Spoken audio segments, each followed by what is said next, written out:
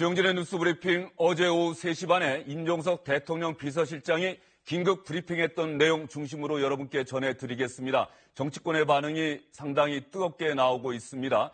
임종석 비서실장, 박근혜 전 대통령이 세월호 참사 당일 첫 보고를 받은 시점, 원래는 오전 9시 반이었는데 청와대가 뒤늦게 오전 10시로 수정했다는 의혹, 문건 통해서 확인했다고 밝혔습니다.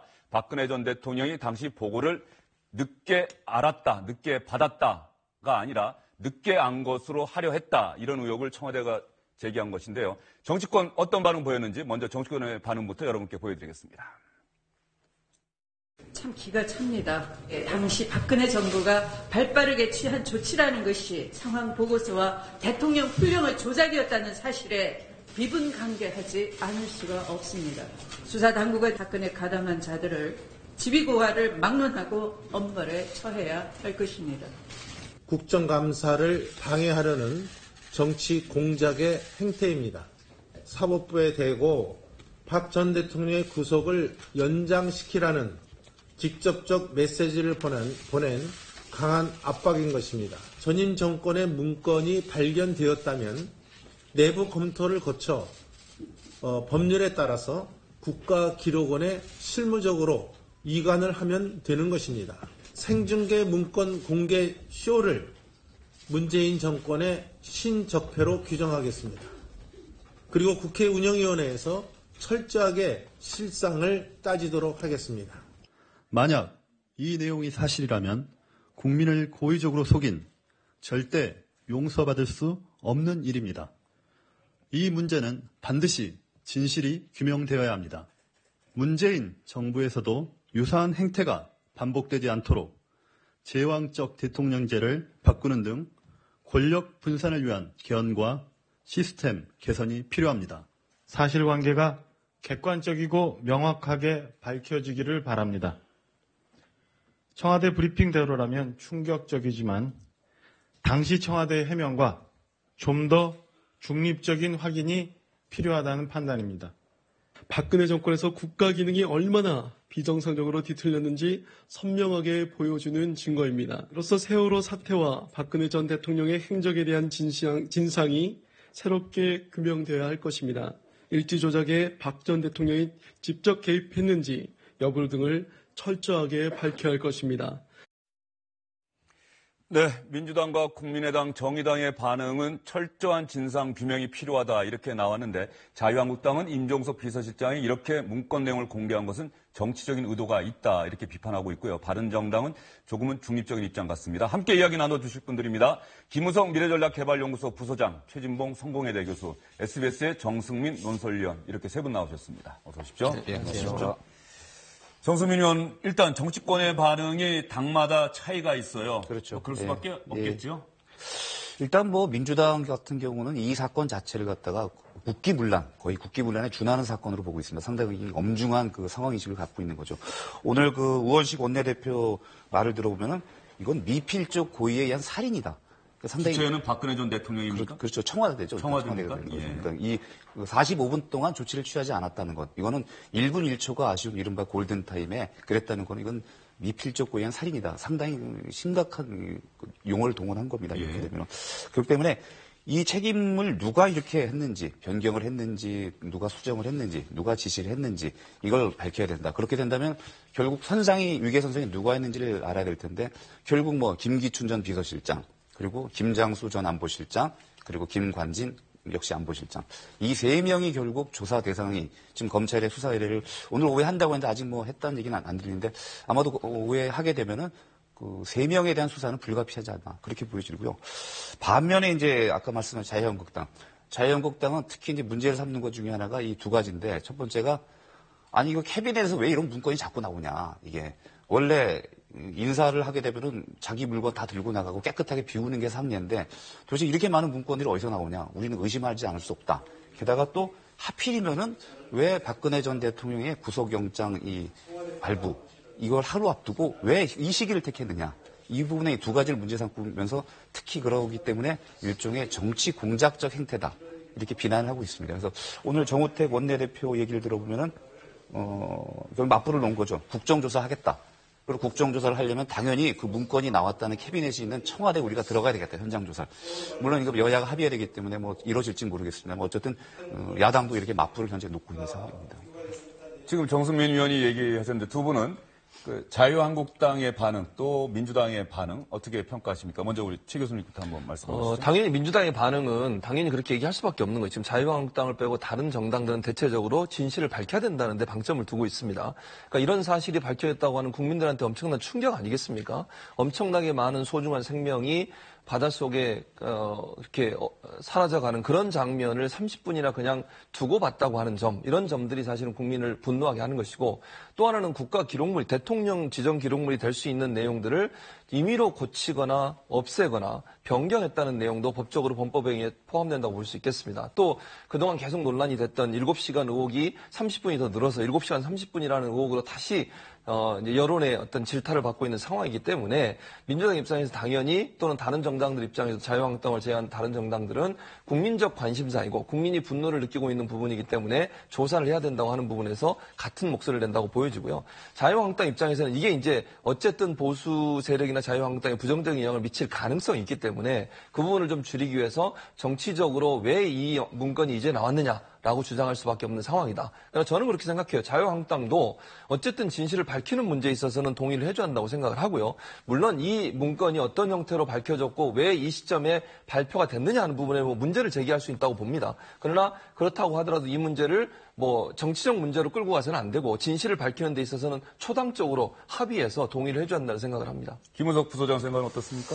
일단은 사실이라면은 용서받지 못할 것이다라고 하는 사실이라면이라고 하는 게 전제가 돼야 하는 거 아니겠습니까? 그래서 자유한국당 같은 경우에도 지금 말씀하신 대로 국정조사를 하자 이렇게 얘기를 했는데, 이건 사실 판단이 사실 우선이죠. 사실 저도 의아스러운 게 왜 그 시점을, 보고 시점을 늦췄을까? 오히려 지시 시점을 빨리 할 수도 있었는데, 이런 부분들에 대해서도 뭐 사소한 부분들이지만 여러 가지 의혹이 남는 부분들이 있기 때문에 이런 것들은 사실관계를 정확하게 파악하는 게 우선이에요. 그리고 어제 시점에서 이거를 그 사실관계가 정확하지 않은 거를 중계하는 모습으로 보여주는 거는 어떻게 보면 정치적인 의도가 명확하게 있다라고 볼 수밖에 없는 거죠. 야당의 입장에서는. 그런 면에서 시점의 문제도 있고, 또 임 실장이 했다는 것도 문제예요. 임 실장이 나선다라고 하는 거는 어떻게 보면 대통령 의중이라고 하는 것들을 명백하게 보여주는 그런. 청와대가 사안을 대단히 무겁게 그렇죠. 받아주고 있다는 걸 보여주는 거겠죠? 예. 그래서 그런 부분들에 대해서는 지금 어제 그 자유한국당에서 얘기하듯이 박근혜 전 대통령에 대해서 구속영장을 연장하는 부분들이 달려있고, 또 국감을 시작하는 첫날이란 말이죠. 그래서 입법부와 사법부에 모종의 메시지가 가는 거 아니냐, 압박을 넣는 거 아니냐, 이렇게 얘기를 하고 있는데, 사실 그런 부분들에 대해서도 청와대에서 일정 정도 해명을 할 필요가 있다, 이렇게 생각이 됩니다. 그런데 자유한국당의 반응을 보면 말이죠. 청와대의 정치적 의도, 이 부분은 이야기하는데 사실관계 이 부분에 대한 얘기는 하지 않고 있어요. 그러니까요. 그 부분을 제가 아까도 말씀드렸지만 사실은 자유한국당도 나서서 해야 한다고 저는 생각을 해요. 지금 현재 자유한국당이 바른정당과 통합을 얘기하면서 친박 청산도 얘기하고 있는 상황 아니겠습니까? 또 보수가 국민의 지지를 얻고 지방선거에서 다시 승리를 하기 위해서는 결국 정의를 바로 세우는 것이고 법을 바로 세우는 거 아니겠습니까? 지금 의혹이 일고 있고, 지금 이런 사실이 이제 김 부장님 말씀하셨듯이 이게 사실이라는 전제의 말씀을 드리면, 이런 일이 벌어졌다고 하는 것은 국민적으로 도저히 납득할 수 없는 일이고요. 이게 보통 하나의 법에만 걸리는 게 아니에요. 대통령 기록물 관리에 관한 법률 위반이죠. 그 다음에 청문회에서 위증을 했으니까 위증이나 탄핵 재판의 증거 위조에 관련된 법률도 위반이 되는 거죠. 공문서 위조, 변조에도 위반이 되는 거죠. 그러니까 엄연하게 범법 행위를 저질렀다고 하는 것이 전 정부 청와대의 모습이라는 거죠.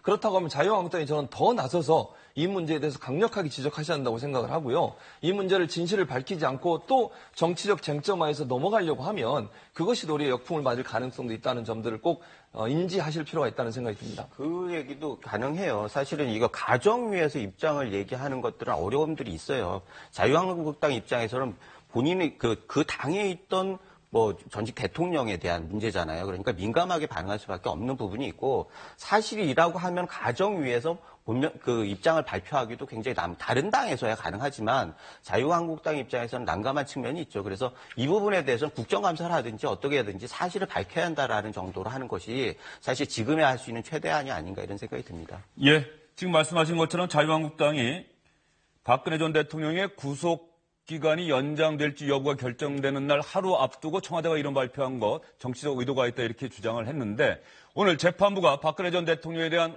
구속 연장 여부 아마도 주영진의 뉴스 브리핑이 진행되는 도중에 나오지 않을까 싶습니다. 재판부의 결정이 나오는 대로 여러분께 자세히 전해드리도록 하겠습니다. 그러면 임종석 비서실장이 어제 긴급 브리핑 내용 여러분께 잠깐 다시 보여드리겠습니다. 두 가지 의혹에 대한 임종석 비서실장의 의혹 이야기 먼저 들려드린 다음에요. 저희가 사실 여부를 확인하기 위해서 2014년 당시 영상도 준비해 놓은 게 있습니다. 먼저 임종석 비서실장의 말입니다. 지난 정부의 청와대는 박근혜 당시 대통령이 2014년 4월 16일 오전 10시에 세월호 관련 최초 보고를 받고 곧이어 10시 15분에 사고 수습 관련 첫 지시를 했다고 발표하였습니다. 그러나 이번에 발견된 보고서에 따르면 당시 위기관리센터는 세월호 사건 관련 최초 상황 보고서를 오전 9시 30분에 보고한 것으로 되어 있습니다. 문제는 2014년 10월 23일에 당시 청와대가 세월호 사고 당일 상황 보고 시점을 수정해서 보고서를 다시 작성했다는 것입니다. 당시에 1분 1분의 중요성을 감안하면 참 생각이 많은 대목입니다. 다음은 전임 정부가 세월호 사고 발생 이후에 국가위기관리 기본 지침을 적법한 절차를 거치지 않고 불법 변경한 내용입니다. 이 불법 변경은 세월호 사고 직후인 2014년 6월과 7월 당시에 김기춘 청와대 비서실장이 국회에 출석해서 청와대 국가안보실은 재난 컨트롤 타워가 아니고 안전행정부라고 국회에서 보고한 것에 맞춰서 사후에 조직적인 조작이 이루어진 것으로 보입니다. 두 가지 의혹, 정세민 의원이 좀 간략하게 정리 좀 해주시죠. 정리를 해볼까요? 크게 보면 두 가지입니다. 아까 말씀하신 대로 상황 보고서, 이걸 수정했다는 거죠. 그러니까는 애당초에 10시라고 했는데 오전 10시에 국가안보실로부터 대통령, 박근혜 전 대통령이 서면 보고를 받았다. 이런 내용으로 청와대가 홈페이지도 공개를 했고 헌지에도 자료 제출을 했는데 일관되게 주장을 해왔죠. 이 6개월 뒤 10월 23일에 이 보고서가 수정됐다는 겁니다. 청와대 발표는. 그래서 여기에는 9시 반이라는 거죠. 9시 반에 청와대 위기관리센터가 대통령, 비서실장, 경호실장에게 세월호 사고를 최초로 보고했다. 그래서 최초 상황 보고 시점이 바뀌는 거죠. 6달 만에 이렇게 10시로. 예. 그리고 이제 두 번째가 이제 국가위기관리지침. 이 대통령, 지금 청와대에서는 이걸 대통령 훈령 조작 사건, 그렇게 좀 명칭을 하고 있습니다. 대통령 훈령 불법 조작 사건이라고 명명하는데 이 국가위기관리지침을 수정했다는 겁니다. 그것도 어떻게 되어 있냐면 이 3조에 보면은 안보실장의 책무라는 조항이 있는데 이 조항을 보면은 국가안보실장은 안정적인 위기관리를 위해서 컨트롤 타워 역할을 한다. 이렇게 되어 있는데 이 조항을 붉은 펜으로 쭉 긋고 국가안보실장은 국가위기 관련해서 대통령의 안정적 국정 수행을 보좌한다. 즉 컨트롤 타워라는 이 표현이 빠지게 됩니다. 이게. 그리고 18조에 징후 감시 체계 운영. 이 조항도 보게 되면은 원래는 안보실장은 안보 재난 분야별로 모든 위기관리 징후 목록 및 위기관리 징후 목록과 상황 정보를 관리한다. 이렇게 되어 있는데 이것도 마찬가지로 붉은 펜으로 수정을 해서 안보실장은 안보 분야 그리고 재난 분야는 안전행정부 장관이 이렇게 관리한다. 이렇게 바뀌는 게 됩니다. 국가위기관리지침은 어쨌든 공문서고 중요한 문서일 텐데 저렇게 붉은 줄 두 줄을 쭉쭉 건네요. 자, 어쨌든 지금 정세민 의원이 요약을 해 주셨는데 그렇다고 한다면 당시 청와대 정부에서 세월호 참사 당일 박근혜 대통령이 언제 보고를 받았는지 재난의 종합 컨트롤 타워는 과연 어디였는지에 대해서 어떻게 대답했는지 여러분 한번 보시죠. 총리, 대통령께서 이 사실을, 이 사건을 처음으로 인지하신 게 언제입니까? 정확하게 보고 기억나는 모르겠습니다만 사고로부터 얼마 지나지 않았습니다. 그러니까 얼마 지나지 않은 것이 언제입니까? 10시 전후가 아닌가 저는 그렇게 알고 있습니다. 재난 문제에 대해서 청와대가 그걸 전혀 관여 안 한다는 것이 아니라 지금 현재도 제도는 재난안전관리기본법에 의해서 안전행정부가 주도적으로 하도록 되어 있습니다. 지금 재난안전관리기본법에 보면 이런 재난이 나면은 최고 책임자는 안전행정부 장관이 재난본부장이 됩니다. 이번에도 그렇게 했습니다.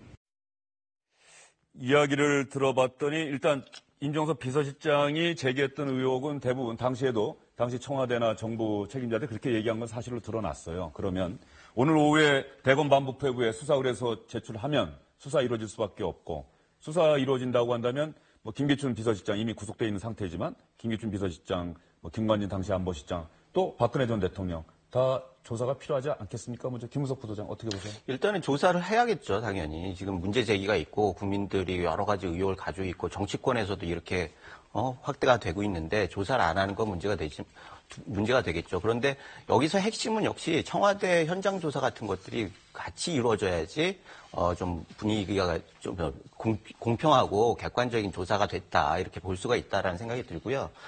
사실 지금 김기춘 비서실장 얘기가 기본 법에 대해서 얘기를 하고 있어요. 그렇다고 하면은 규칙이라고 하는 건 법 아래에 있는 얘기인데 사실 저 부분에 대해서도 우리가 좀 따져봐야 할 부분이 있는 것 같아요. 법에 그렇다라고 하면 규칙은 얼마든지 그 법에 따라서 수정이 될 수 있다라고 보면은 그런 것들은 좀 법리적으로도 좀 따져볼 필요가 있다고 생각이 되고 시간 문제도 아까 얘기했듯이 언제 보고를 받았느냐가 쟁점이었던 상황에서 저걸 늦추는 게 과연 얼마나 유리했을 것인가라고 하는 부분들도 다시 한번 생각해 봐야 하는데 이렇게 논리적으로 안 맞는 부분들이 꽤 있다는 말이죠. 그런데 당시 청와대 해명에 논리적으로 안 맞는 부분이 있다는 그것도 얘기죠? 있고 예. 이번 같은 경우에도 이해가 안 되는 부분들이 있어요. 그래서 이런 것들이 종합적으로 좀 국민들한테 쉽게 설득이 될 수 있도록 좀 해명이 되는 절차들이 투명하게 좀 이루어졌으면 좋겠다 이런 생각이 듭니다. 예, 알겠습니다. 검찰의 수사를 통해서 세월호 7시간의 비밀 의혹이 정말 그대로 밝혀졌으면 하는 기대를 안고 이 소식은 이쯤에서 정리를 하도록 하겠습니다. 다음 소식은 오늘 열리고 있는 국회 국정감사 소식입니다. 법사위원회가 헌법재판소 국정감사 오늘 진행했는데요. 오늘 국정감사 제대로 진행되지 못하고 결국 파행되고 말았습니다. 아예 헌법재판소 오늘 국정감사는 안 하기로 했습니다. 열렸다가 금방 끝나는데요. 저희가 영상으로 준비해봤습니다. 자, 조용히 하시고. 조용히 하세요. 자, 저는 발언권 없고 발언권 없고 얘기하겠습니다. 어디 책상 두드리고. 조용히 하시고. 반말하지 마시고. 서로 의견을 경청을 하고 의견을 서로 경청을 하고 나중에 하겠습니다. 지금 헌법 재판소 무슨 권한 대행커녕 김진태 의원님 헌법 재판관 자격도 없는 사람 이런 사람의 없는 대응을 받을 수가 없어요. 자 잠깐만요. 소리 그만 지르시고 박봉기 의원님 반말하지 마시고 가만히 계세요. 법사위가 박봉기 의원님 회의 입장 아닙니다. 자, 김진태 의원님 앉아서 발언해 주시고 우리 법사위 회의 진행상 서서 발언하는 예가 없으니까 앉아서 발언해 주시고 박봉기 의원님도 회의 진행 중에 반말하지 마십시오. 자, 반말하지 마십시오. 나이는 박봉기 의원님 나이가 제가 많습니다. 네, 반말하지 마세요. 자, 앞으로 헌법 이 개헌 논의가 이루어질 때 헌법 재판소 자체가 없어져야 된다고 저는 생각합니다. 신성한 국정감사의장을 파행으로 몰고 간다는 것은 저는 헌재에 대한 보복이고 세월호 생명권을 지적한 김인수 권한대행님 이석하셔도 좋습니다. 그냥 계십시오. 예, 그냥 계세요. 예. 아니. 자, 잠깐만요. 위원장은 권한대행의 입장을 고려해서 왜 앉아 계시는 것이 계신다는 거 아닙니까, 지금? 박홍기 의원님 좀 가만히 계세요. 곤혹스러운. 그래, 도대체. 협박이만 건지! 또 반말하고 계시네. 저쪽은 왜 제대로 안 하고 왜 나와 그럽니까, 왜? 박봉기 의원님 목소리가 더 크고요. 더 반말 많이 했습니다. 예, 저렇게 입씨름만 하다가 김인수 헌법재판소장 권한대행 인정할 수 없다. 야당 의원들 이렇게 반발했고요. 민주당의 박범계 의원 거의 외롭게 김인수 헌법재판소장 권한대행을 옹호하는 입장을 보였습니다만 결과적으로 오전에 일찍 끝나고 말았습니다. 헌법재판소장 권한대행 문제 어떻게 보면 청와대 발표 이후에 야3당이 적어도 저 부분 문제에 대해서는 힘을 합칠 것이다 이런 예상이 나오지 않았습니까? 그렇죠. 특히 이제 국민의당, 부결했던 국민의당이 상당히 강하게 나왔습니다. 대통령이 너무 일종의 권한대행 체제 하는 건 위헌적이지 않냐 이렇게 해서 나머지 야당들한테 국감 보이콧을 하자 이렇게 나섰는데 결국 뭐 오늘 야당이 보이콧하니까는 여당 단독으로 하기는 어렵고 그래서 이 상태로 간다면은 현재 이번 국정감사 기한 내에 도대체 국감이 이뤄질지 이거조차도 좀 불투명한 그런 상황입니다. 박범계 의원 법사위원회에서 저런 설전이 벌어질 때 말이죠. 박범계 의원이 꼭 반말하는 문제 놓고 권성동 위원장이 그 반말 얘기 참 많이 해요. 오늘도 보니까 벌써 여러 차례 반말 얘기했는데 박범계 의원 입장에서는 야3당이 이러는 것은 헌법재판소에 대한 보복이다. 아까 자막에 잠깐 모독이라고 나갔습니다. 보복이다. 지금 나가는 것처럼. 뭐 그런 의견을 민주당은 갖고 있는 건데 야3당은 힘을 합치고 있고요. 그런 거죠. 이제 왜냐면 이제 청와대에서 어쨌든 이제 권한대행 체제로 가겠다고 결정한 상황이기 때문에 거기에 대해서 이제 여당의 민주당 입장에서는 지지를 하는 것으로 보여지고요. 이제 뭐 그게 이렇게 볼 수는 있겠죠. 국회에서 결정한 상황에 대해서 어쨌든 전체가 합의하지는 않았지만 국회에서 부결된 헌재 소장 후보자를 어떤 대행체제로 가는 것 자체에 대해서 야당에서는 당연히 비판을 할 수밖에 없는 것 같고요. 또 정부 입장에서는 거기에 대한 반발일 수도 있다고 저는 생각을 해요. 일정 부분은. 그래서 결국 대행체제로 가는 거고. 물론 청와대에서 발표한 건 이런 내용이었거든요. 지금 현재 헌법재판소법에 보면 헌법재판관의 임기는 6년으로 명시가 돼 있지만 소장에 대한 임기는 명확하게 명시가 안 돼 있는 상황이에요. 그래서 국회에서 이 부분을 좀 명확하게 해달라. 그러면 예를 들면 새로운 재판관을 임명해서 그분을 헌법재판소장으로 임명을 할지 아니면 김윤수 재판관이 아닌 다른 분을 임명하더라도 그분도 지금 사실은 임기가 얼마 안 남은 상황이에요. 지금 다른 후보로 거론되고 있는 분 같은 경우도. 그래서 그거를 좀 6년으로 만약에 결정이 되면 그분을 후보로 임명할 가능성도 있기 때문에 청와대 입장에서는 물론 불편함도 있을 거라고 저는 생각을 합니다. 또 한 가지는 명확하게 헌법재판소장으로 임명됐을 때 그분의 임기가 어느 정도까지 보장될 수 있는지. 그러니까 지금의 재판관이 임기가 얼마 남지 않은 상황에서 헌법재판소장으로 다시 다른 분을 추천했을 때 그분이 임기를 6년 동안 마칠 수 있는지 이런 부분에서 논란이 있어서 이제 청와대 입장에서는 그걸 좀 명확하게 국회에서 해결해 달라고 요청하고 있는 상황이고 그게 해결 안 될 때까지는 제가 볼 때는 권한대행 체제로 갈 가능성이 있다고 보여집니다. 예, 그런데 헌법재판소장 임기를 분명히 하는 그런 별도의 법안 현재 국회에 제출돼 있고 국회에서 논의해달라고 청와대가 요청하지 않았습니까? 그 문제 저렇게 파행되는 거 좋습니다. 야3당 그렇게 얘기할 수 있고 여당도 오늘 파행되는 거 그냥 받아들였거든요. 근데 이 법안은 법안대로 논의를 하면서 헌법재판소 종합국정감사가 아마 이달 말에 또 다시 해야 될 텐데 그때도 이렇게 또 파행되면 안 되지 않겠어요?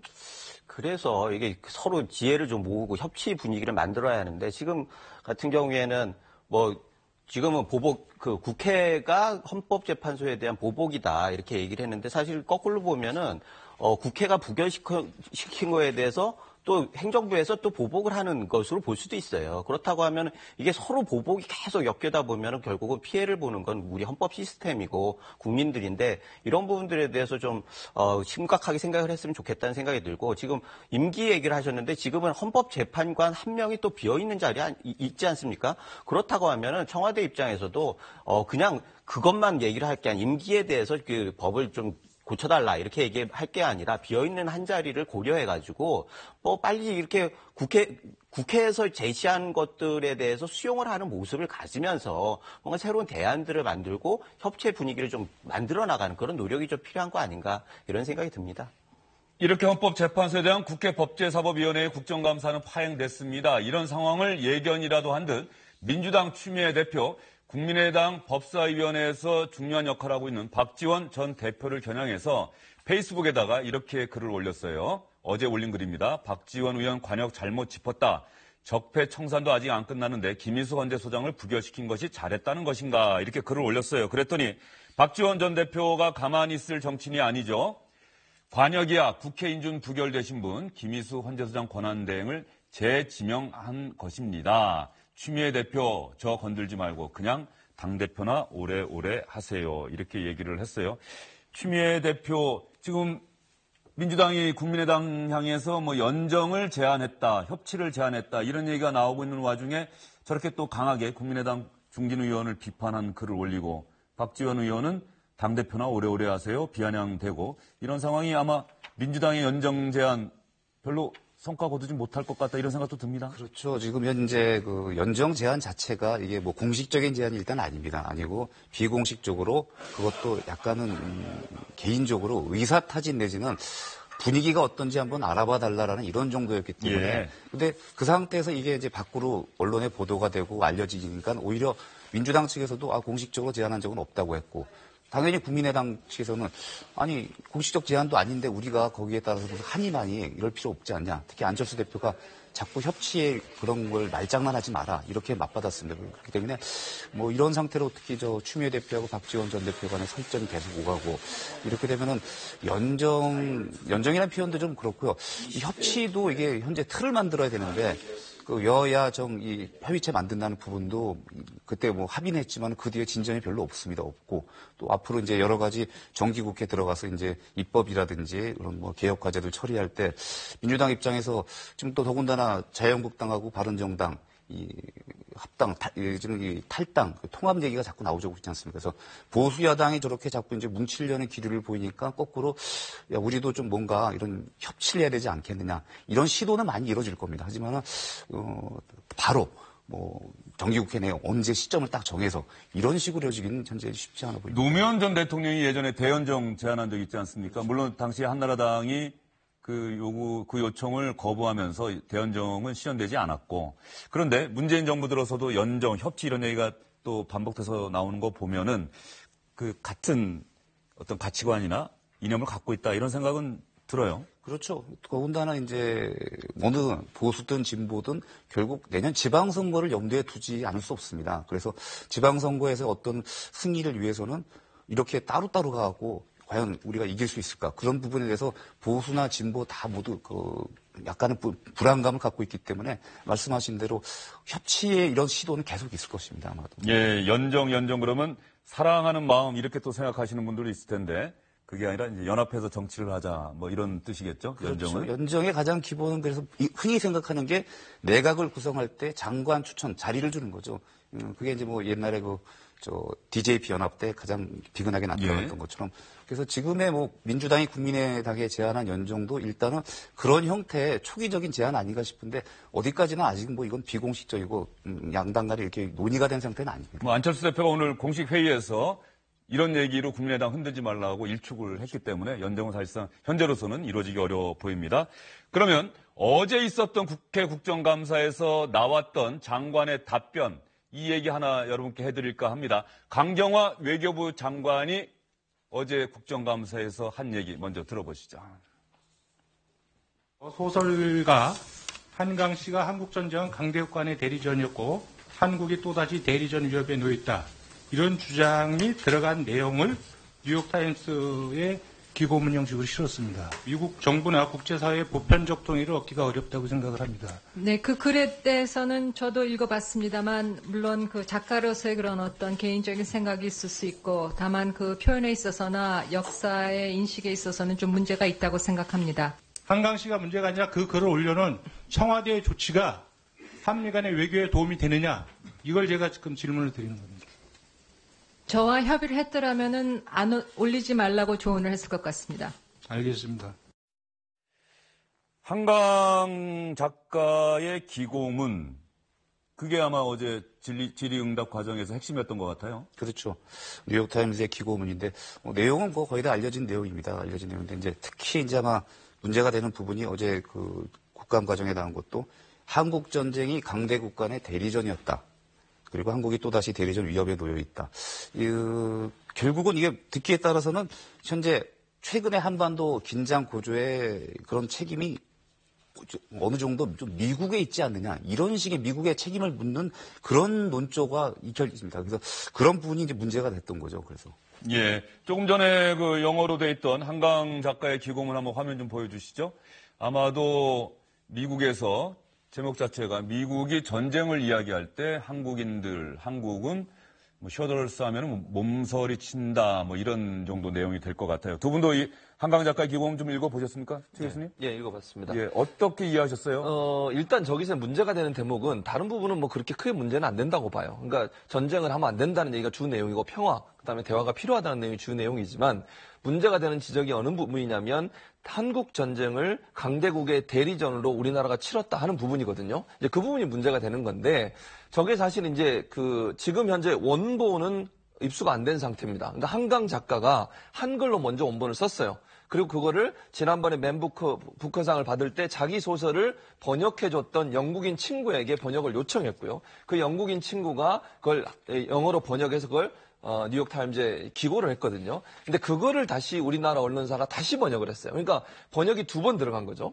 번역이 2번 들어가다 보면 일부 모르겠어요. 저 단어가 어떤 편으로 처음에 한글에 기록이 됐는지를 확인이 안 되기 때문에 그 내용이 대리전이라는 말로 그대로 들어가 있었는지 또 그것이 영어에서 다시 한국말로 번역되고 이런 과정을 통해서 오역이 혹시 있을 수 있지 않나 하는 부분을 고려해 봐야 되기 때문에 저는 일단은 원본을 볼 필요가 있다는 생각이 들고요. 그래야 한강 작가가 원래 하려고 했던 말의 의도가 무엇인지 이런 부분이라고 생각이 되고 만약에 저걸 그대로 지금 우리가 영어를 한국말로 번역한 그 말들을 그대로 했다라고 하면 그거는 조금 역사적 인식에 대해서 일반적으로 받아들이기 힘든 부분이 있죠. 물론 그렇게 주장하는 분도 많이 있기 때문에 그걸 개인적 관점에서 얘기하는 것을 비판할 수는 없습니다. 뭐 예를 들면 우리 뭐 역사학자들이나 아니면 한국 전쟁사를 연구하는 분들도 강대국의 대리전으로 한국 전쟁이 이루어졌다고 주장하는 분들이 있습니다. 그래서 그거를 한강 작가가 얘기한 것 자체를 문제 삼을 수는 없는 것 같고요. 다만 저게 청와대 페이스북에 올라갔다는 것이 이제 문제가 되는 것인데, 페이스북 관리를 누가 했는지는 좀 확인해 봐야 될 것 같고, 페이스북은 한 가지 이제 더 제가 말씀을 드리면,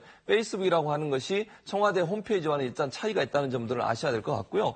이제 페이스북 관리를 정말 어느 선까지 관리를 하고 있는지 이 부분은 좀 확인해 주세요. 최 교수님 너무 이렇게 다 말씀해 주시면 알겠습니다. 저희가 또 이야기할 게 없으니까 지금 그 부분을 제가 구분해서 이야기를 해보겠습니다. 한강 작가가 먼저 뉴욕타임스에 기고를 했고요. 그 기고문을 제가 이렇게 첫 시작을 원문을 읽어봤더니 얼마 전에 있었던 그 사건을 하나 거론을 했어요. 70대 할아버지께서 은행에 예금했던 돈을 다 찾아갖고 길을 가다가 그 돈을 떨어뜨리고 그 돈을 주운 사람들이 그 돈을 나눠 가졌다가 경찰에 체포가 됐다. 근데 왜 이 할아버지가 이런 일을 했느냐?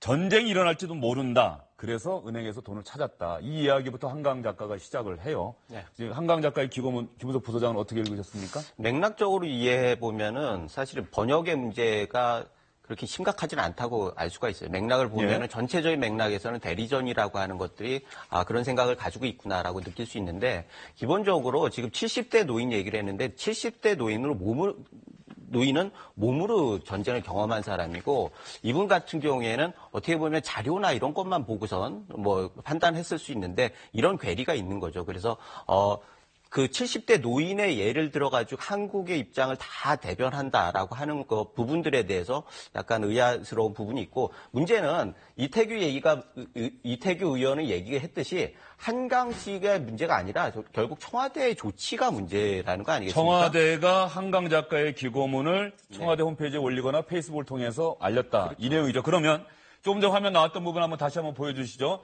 청와대가 페이스북을 통해서 한강 작가의 기고문을 한글로 번역을 해서 올린 겁니다. 한번 읽어드릴게요.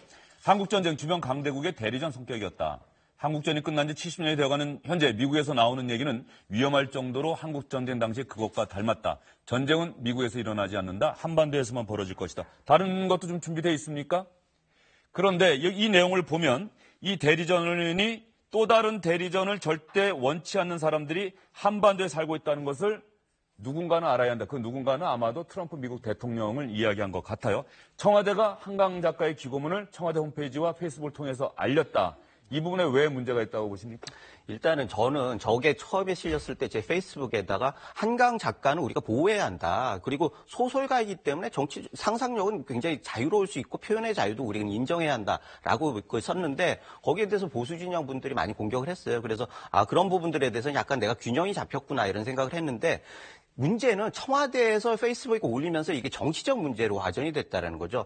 개인적으로 보면은 한강 작가는 광주 출생의 소설가예요. 그리고 70년생이면 광주 민주항쟁이 10살 때 있었단 말이죠. 그러니까 겪어본 정확하게 겪지는 못했겠지만 그래도 분위기를 알고 있는 거예요. 그러면은 정치적 성향은 우리가 충분히 예상이 되는데 그럼에도 불구하고 이건 소중한 자산이라고 생각을 하고 우리가 문학적으로 노벨상에 제일 가까이 가 있는 분이라고 생각이 되는 분 아니겠습니까? 그래서 좀 보호해야 한다라고 생각하는데 청와대 홈페이지가 이 한강 작가의 개인적인 의견을 정치판에 끌어온 거예요. 그래서 사실 청와대가 좀 더 신중했으면 좋겠다라는 생각을 했던 거고 사실 이번에 전체적으로 읽어보니까 소년은 온다라고 하는 소설을 이탈리아에서 상을 받았는데 네. 이게 광주 민주화 운동 때를 소재로 해가지고 쓴 거였더라고요. 그래서 조사를 많이 했는데 그중에 하나가 또 노군리 사태라고 하는 것들이 있어요. 미국에서 대체적으로 우리 양민을 학살했다라고 하는 연구 결과들이 나왔는데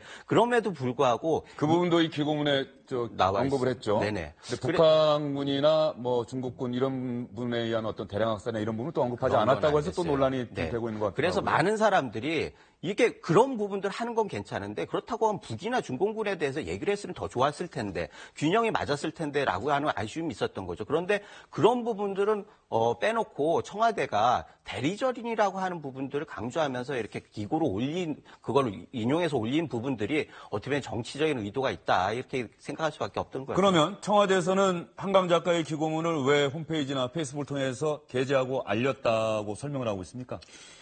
공식적으로 저런 설명하고 있지 않습니까? 거기에 나온 평화가 해법이다. 즉 한반도 문제를 푸는데 평화가 해법이면 그 인식에 갔기 때문에 저걸 올린 건데 나머지 아까 최 교수님 말씀하신 한국 전쟁은 강대국간의 대리전 이 입장에는 동의하지 않는다는 겁니다. 청와대도 그렇기 때문에 사실은 어찌 보면은 청와대에 올린 것은 자신들이 저기 주장해왔던 북핵 문제 해법을 다시 한번 강조한 거에 되풀이한 것입니다. 예, 한강 작가가 마지막 부분에서 얘기했던 것처럼 결과적으로 지난 겨울 수십만의 대한민국 국민이 촛불을 들고 집회를 열었고 이렇게 평화롭게 나라를 유지해 나갔던 사람들이 평화 이외에 그 무엇을 원하겠는가라고 하는 결말 부분을 청와대도 공감을 한다 이렇게 얘기를 했던 것 같은데 이게 정치적으로 논란이 커진 또 하나의 계기가 있습니다. 오늘 유승민 바른정당 의원이 자신의 페이스북에 이런 글을 올렸어요. 뉴욕타임즈 기고문 SNS 게시 충격적이다. 청와대가 게시한 거 충격적이다. 청와대의 황당한 역사인식 뭐가 문제인지 깨닫지 못하고 있다. 관련 담당자 전원 해임해야 한다. 이렇게 주장하고 나섰습니다. 그랬더니 표창원 민주당 의원도 자신의 페이스북에 또 글을 올렸어요. 정치인과 관료 여러분, 소설가나 가수, 학자가 말이나 글, 작품 등으로 하는 표현에 서툰 정치 논리 들이대 규정하거나 탄압하지 마십시오. 최 교수님. 예. 어느 정치인 의견에 더 동의하십니까? 저는 어느 한 사람을 지명하기보다 이렇게 말씀을 드리고 싶어요. 저도 논문을 쓰면 논문 쓰면 인용을 하잖아요. 예. 인용한다고 해서 그것이 자기 생각을 전체로 대변하는 건 절대로 아닙니다. 그러니까 청와대가 저걸 올릴 때 청와대가 저 인식과 동일한 생각을 갖고 있다고 하는 것은 그렇게 일치시키는 것은 저는 바람직하지 않다고 보고요. 물론 그런 얘기는 할 수 있겠죠. 청와대가 책임 있게 청와대 입장을 대변하는 그런 글들을 인용했으면 더 좋을 뻔했는데 일정 부분은 청와대와 입장을 같이 하지만 또 입장을 달리하는 부분이 있었음에도 불구하고 그걸 검토하지 않고 삭제하지 않은 상황에서 올린 것은 일정 부분 고려할 부분이 있다고 봅니다. 그러나 청와대가 저걸 올렸다고 해서 저건 청와대가 쓴 것도 아니고 한강 작가가 쓴 걸 그대로 인용한 거 아니겠습니까? 그러니까 청와대가 한강 작가가 주장하는 저런 대리전과 같은 생각을 갖고 있다고 일치시켜서 정치적 공세를 보내는 것은 좀 과한 부분도 있다. 청와대가 분명히 또 그렇게 밝히지 않았겠습니까? 대리전에 있어서는 대리전이라고 주장한 한강 작가의 주장에 대해서는 청와대에 동의하지 않고 있다고 얘기했고 외교부 장관도 그 입장을 명확하게 밝혔기 때문에 그냥 일반 소설가가 자신의 생각을 밝힌 거를 청와대가 옮겨서 올렸다라고 이해하는 것이 맞다고 생각이 됩니다. 지금 최 교수님 말씀하신 것들 동감을 하면서 지금 핀트가 달라요. 표창원 의원 같은 경우에는 지금 소설가, 가수, 학자들 같은 사람들의 말을 트집 잡지 말아라 라고 하는데 유승민 의원이나 아까 이태규 의원이나 이런 분들은 그 얘기가 나왔을 때 문제 제기를 하는 게 아니었거든요. 지금 청와대가 인용했으니까. 홈피에 게재하거나 페이스북에서 알린 것. 그렇죠. 그게 공식적으로 청와대 입장을 내는 여러 가지 플랫폼들이 있어요. 그중에 하나가 페이스북인데 지금 페이스북이나 홈페이지나 별로 비중에서 차이가 없거든요. 그런 면에서 얘기를 하는 거겠죠. 예. 그런데 민주당 김홍걸 국민통합위원장은 자신의 페이스북에 또 강경화 외교부 장관이 역사인식에 문제가 있다고 답변한 부분, 그 부분에 대해서 또 문제 제기를 하고 나섰네요. 윤병세 전 외교부 장관이 돌아온 줄 알았다. 미국 나으리들의 비위를 거스를까 그렇게 걱정이 되시느냐. 이러니 촛불혁명으로 탄생한 정부의 공직자들이 과연 맞느냐는 말이 나오고 있다. 김원걸 국민통화위원장은 강경화 장관의 답변에 또 불만을 터뜨리고 이러고 있는 상황인데요. 청와대는 아마도 이런 모든 논란들 다 문재인 대통령이나 뭐 비서실장이나 다 알고 있겠죠? 그러겠죠. 예. 아무튼 근데 조치는 아직 취하지 않고 있는 그렇죠. 거고. 하지만 어쨌든 뭐 유승민 의원이 저렇게 뭐 전원의 해임을 해라 이렇게 뭐 일종의 촉구를 했으니까는 뭔가 답은 내놓지 않을까 그렇게 보여집니다. 예. 주영진의 뉴스 브리핑에서도 한강 작가의 생각을 물어보기 위해서 핸드폰으로 전화도 하고 문자 메시지도 남겼는데 한강 작가와는 연락이 되지 않았다는 점 여러분께 말씀드리겠습니다. 세 분 오늘 말씀 잘 들었습니다.